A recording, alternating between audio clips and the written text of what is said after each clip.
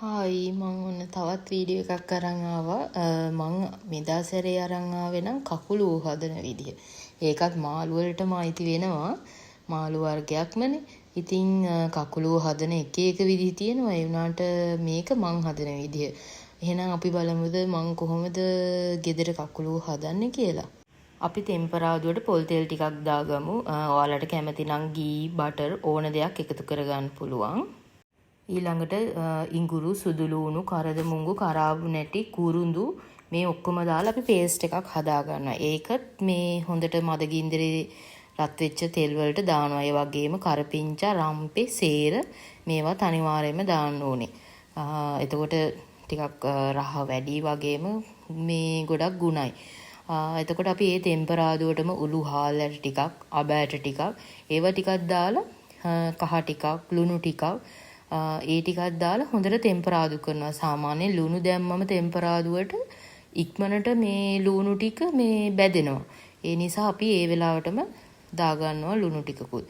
ඊට පස්සේ චුට්ටක් වෙලා ඒක බැදුනට පස්සේ තමයි අපි ලුණු, අවු මිරිස් ඒ ටික දාගන්නේ. ඒ ටිකත් ඊට පස්සේ කවලම් කරලා මද ගින්දරේ තවත් තෙම්පරාදු වෙන්න දෙනවා. ඔයාලට මේ වෙලාවේ මේ තෙම්පරාදු කරනවා වෙනුවට තෙල් හොඳ නැති කෙනෙක් නම් මේ ටික ඔක්කොම මේ විදිහටම දාලා මේ මිටි කිරි හරි දිය කිරි හරි දාලා මේ ඒක චුට්ටක් මද ගින්දරේ හොඳට මේ උතුරන්න තියන්න ඕන. උතුරන්න තියලා ඊට පස්සේ තමයි පහේ ටිකක් දාලා කකුලුව ටිකක් දාන්නේ.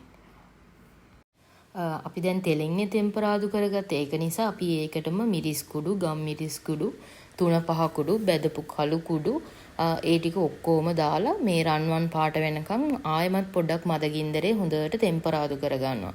හොඳට තෙම්පරාදු කරගත්තට පස්සේ තමයි අපි වතුර හරි මිටි කිරි හරි දාන්නේ. ඔයාලට කැමති නම් වතුර දාන්නත් පුළුවන්, මිටි කිරි දාන්නත් පුළුවන්. මම නම් මේ වෙලාවේ එකතු කරගන්නේ වතුර. මම පස්සේ තමයි මිටි කිරි දාන්නේ. ඊට පස්සේ ඒ ටික හොඳට කලවම් වෙන්න තියලා ඒක චුට්ටක් නටන්න දෙන්න ඕනේ. නැටුවට පස්සේ තමයි අපි මේ කකුලුව ටික එකතු කරගන්නේ. අර පහේ රන්වන් පාට වෙන්න බැදගත්තට පස්සේ අපේ කකුලුව කරියකට හොඳ පාටක් හම්බ වෙනවා. ඒකයි අර මද ගින්දරේ මේ හොඳට රන්වන් පාට වෙනකම් බැදගන්නේ. ඊට පස්සේ අපි කකුලුව ටිකක් දාගෙන පියනකින් වහලා පොඩක් තැම්බෙන්න තියනවා. සාමාන්‍යයෙන් කකුලුව, ඉස්සෝ, දැල්ලෝ කියන මේ සීෆුඩ් වර්ග තුනම හරිම ඉක්මනට තැම්බෙනවා. ඉතින් පොඩ්ඩ වෙලාවක් පියනකින් වහලා ඒ ටික තැම්බෙන්න තිබ්බට පස්සේ ඒකට හොඳට අර අපි දාපු පහේ වර්ග ටික හොඳට උරා ගන්නවා. මේ බලන්නකෝ. දැන් මේකේ හොඳට පේනවා ඇති මේ හොඳට පහේ වර්ග ටික උරාගෙන. ඊට පස්සේ මම මිටි කිරි චුට්ටක් දාගන්නවා මේ වෙලාවේ. ඔයාලට කැමති විදිහට මිටි කිරි ප්‍රමාණයක් දාගන්න පුළුවන්.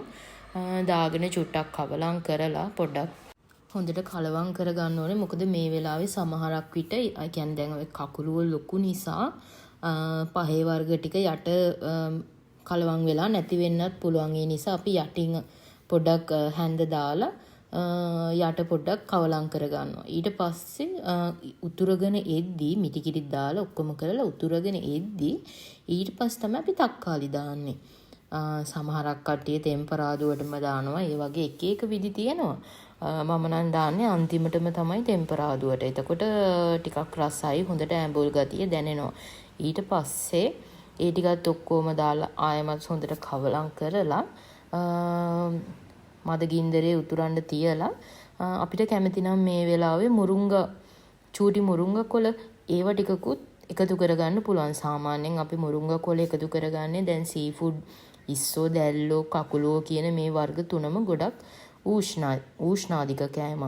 ඉතින් මුරුංගා කියන්නේ සීතලයිනේ. එතකොට සාමාන්‍යයෙන් මුරුංගා දාගත්තම අර මේ සීෆුඩ් වල තියෙන ඌෂ්ණ ගතිය ගොඩක් අඩු වෙනවා. ඒ නිසා මේ වෙලාවේ මම චූටි මුරුංගා කොළ ටිකකුත් මේකට එකතු කරගෙන ඉක්මනට කලවම් කරගෙන මම ලිප ඕෆ් කරනවා. ගොඩක් වෙලා තියන්න දෙන්නේ නැහැ. මොකද එතකොට අර මුරුංගා කොළවල තියෙන කොළ ගතිය නැති වෙලා මේ අවරණ වෙන්න බලනවා. එතකොට ඒකේ ගුණයක් නැති වෙනවනේ. ඒ නිසා මම චුට්ටක් හැන්දකින් එහෙම කලවම් කරගෙන ඊට පස්සේ මම ලිප ඕෆ් කරලා කෑමට ගන්නවා. මේක මාරම රස කකුලුව කරි එකක්. අපේ ගෙදර හැමෝම වගේ ආසයි මාරම ආසයි මේ කකුලුව කරි එක කන්න. මේක මගේම විදිහක් ඇත්තටම. බලන්නකො මේක මාරම රස පාටයිනේ.